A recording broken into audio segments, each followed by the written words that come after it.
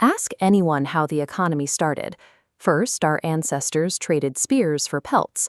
Eventually, this evolved into coins and the numbers on a glowing screen. It seems logical. If you have a sack of potatoes and you need a pair of shoes, you have to find a shoemaker who happens to be hungry for potatoes at that exact moment. Economists call this the double coincidence of wants, and it's a logistical nightmare. This diagram illustrates the standard textbook solution. Early humans introduced a single token, like a shiny piece of metal that everyone would accept. You sell your potatoes for metal and use the metal to buy shoes. This sequence of events appears in almost every college economics textbook published today. It is the foundational assumption of our entire financial system. Accepting this timeline requires accepting a very specific worldview, that humans are biologically wired to truck, barter, and exchange. It implies that the free market is a natural product of human evolution that exists independently of governments. But there is a problem. For over a century, anthropologists have scoured the globe looking for a society that actually operated on pure barter. They found no evidence that such an economy ever existed. The concept was popularized by Adam Smith in 1776. To support the arguments in The Wealth of Nations, he described a world of savages swapping venison for beaver hides, an account we now know he fabricated. Smith had a specific political goal. He wanted to argue that money and markets were the true foundation of human society, predating kings and governments. If markets came first, he could argue that the state has no right to interfere with them. Since the village barter system is a myth, the origin story of modern capitalism sits on a hollow foundation. If barter didn't create money, we have to look at what actually did. The earliest written records of human trade come from ancient Mesopotamia 5,000 years ago. These civilizations didn't use cash. Their economies ran on virtual credit. In these communities, neighbors kept track of favors. If you needed shoes, the shoemaker provided them. You owed him a return favor later, an obligation that lived in the memory of the community rather than in a coin pouch.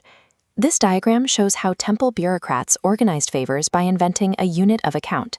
They pegged a silver shekel to a specific weight of barley. The silver stayed in the treasury. It was an abstract metric to calculate debts on a ledger. Money began as nath. It was an accounting tool to measure trust and obligation between neighbors before physical currency existed. If credit systems worked for millennia, why did kings go through the trouble of mining metal, melting it down, and stamping it into coins? The answer was war. Ancient empires had to feed standing armies of tens of thousands of men. Moving that many supplies alongside a marching force was a logistical nightmare.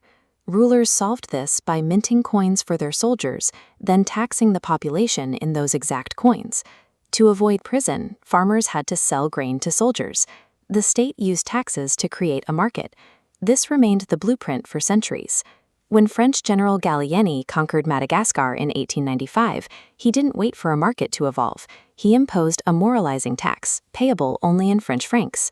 This forced self-sustaining farmers to abandon their land and work for wages on French plantations just to acquire the currency needed to pay the state. Historically, the earliest states forged these markets specifically to provision their standing armies. The market followed the sword. If barter isn't the origin of trade, we must look at its actual place in history. Direct barter occurs between strangers or hostile enemies. It is used when two parties trade but lack the trust required for credit. We also see barter when complex economies fail. When national currencies crash, people resort to swapping physical goods because the state-enforced system has disappeared. Barter represents the wreckage left behind when trust evaporates and state currency fails.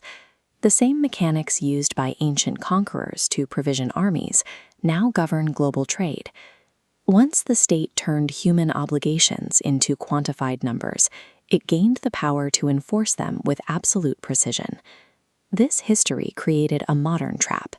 Because debt is now calculated as a simple mathematical equation, we treat it as a moral absolute, regardless of how the debt was created. We are told that one has to pay one's debts, but this logic is rarely applied to the powerful. It is used to justify the extraction of resources from those with the least. Consider the International Monetary Fund. During the Third World Debt Crisis, the IMF required poor nations to gut their healthcare and education systems to ensure repayment for loans taken by dictators, loans those citizens never agreed to. By transforming a human obligation into a cold numerical debt, these institutions strip the empathy from the relationship. Arithmetic becomes a tool for making suffering look like common sense. Financial debt is a social obligation backed by the threat of force, then sanitized by arithmetic.